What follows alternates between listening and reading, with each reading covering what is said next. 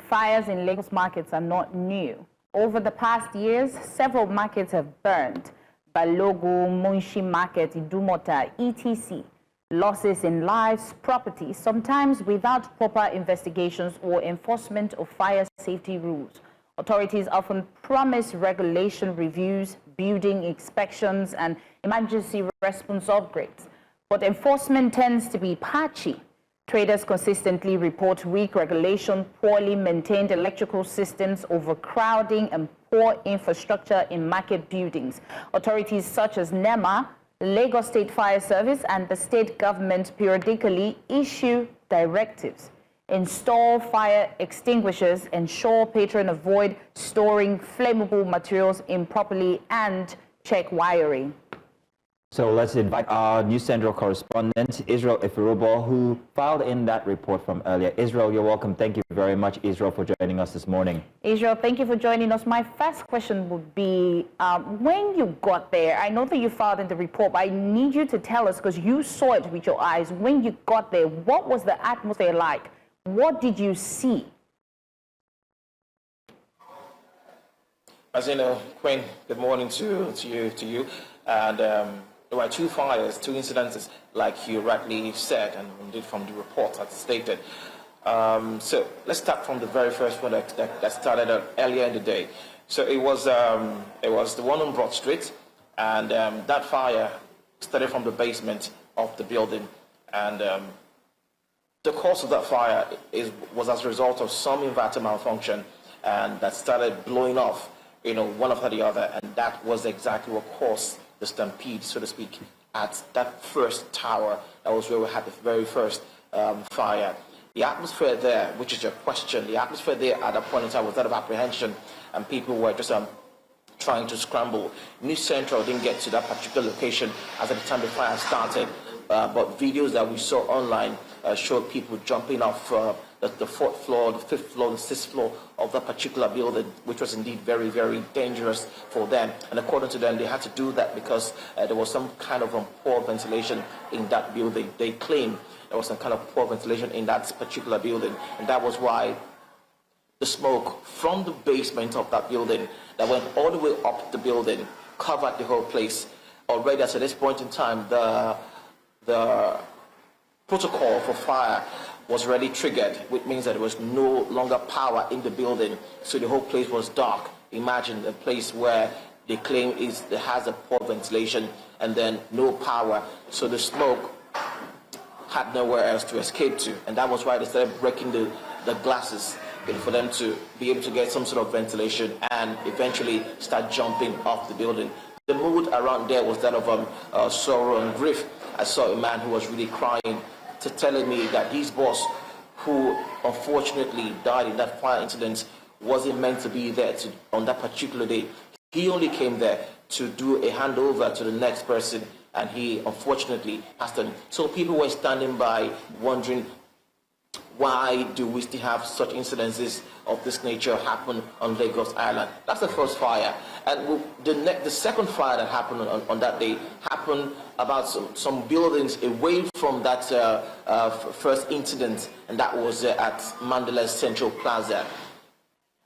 This place in particular has a history of fire incidences. The main Mandilas building has been caused by fire over 2 years ago, and that building has remained the way it is till date. And when we got there, we saw the fire just starting off. I think I'll just stop here for now until you can go ahead and ask me more questions. I can give you more details. Trust us, we have so many questions to ask you because it was quite an ordeal for most people watching even. And we saw so much happen. At that first fire, we saw people attempting to come out from the building through the windows. We saw them jump, actually. So it raised the question about procedure when it comes to evacuating a building. I've been in buildings in corporate environments where there's always a test for fire alarm, and then there's an exercise that goes on. So we have most of this in place, but to see what happened on the day that a fire actually happened was that people were jumping out of windows. It didn't seem like as if there was a procedure or process in place already. Was there any such process? Did they have a fire evacuation type of process on ground Well, to answer the question, when you go to these buildings and they tell you, I mean, you see these things pasted on walls as strategic places in buildings across the country. But the question is, do they really follow through with such procedures? Do they really go ahead and plan for eventualities? Now, no one prays, no one hopes for a fire to break out, but when it does, what's the procedure? Do people remember, to go to do the right thing and follow the lay down procedure for an escape? Was there even an escape route for that particular building? I spoke to a safety expert yesterday, and he was telling me that that particular building had no safety exits for people. That for buildings like that, there should be some sort of a staircase that leads outside, away from the lift area, away from the main entrance. There has to be other exits, for people to make use of when things like this unfortunately happens. But then again, it also begs the question about building regulations in Nigeria.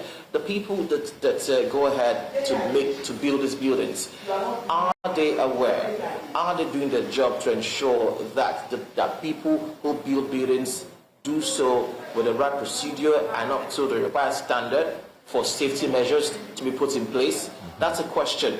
When they do that, then you know that that part of the job is done.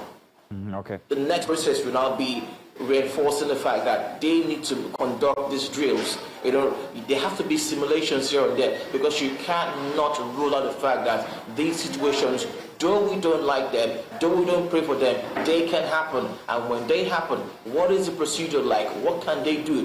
What we saw at Afriland Towers on that day was chaos, was absolute disregard for the rules of engagement when it comes to fire incidents and the procedure for safety and exit. It was totally thrown out of the window. Well, yeah. So, Israel, my question now will be in terms of what caused the fire. It was mentioned that, they had inverters in the basement of the Afriland building that had other, businesses building. And then there was another lady in your report who mentioned that she had told the people in the Mandilas complex to bring their generator down. But I'm a bit confused. If the first fire started at the basement where they wanted all the generators to be, and then the other fire, we're not so sure if it started from, right up where it did start up. So maybe let's say the generator up. Would you say it was the generator or the fact that Balogun Market, the buildings are so close together, literally you need to pass through a needle eye to get to the other store? So would you say it's the fact that there are no ventilation? What would you say was the cause of this?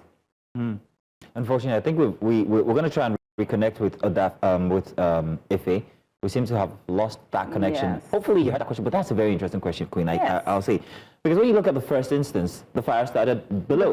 The basement. Yeah. So that's where we're being advised to have, our power sources. Exactly. If you're going to use generators, they should be brought down. And it was even inverters as well. The authority said from there. But then we also have the case where, it was at the top and it's still the same thing. So really, what's responsible is it's the positioning of power source.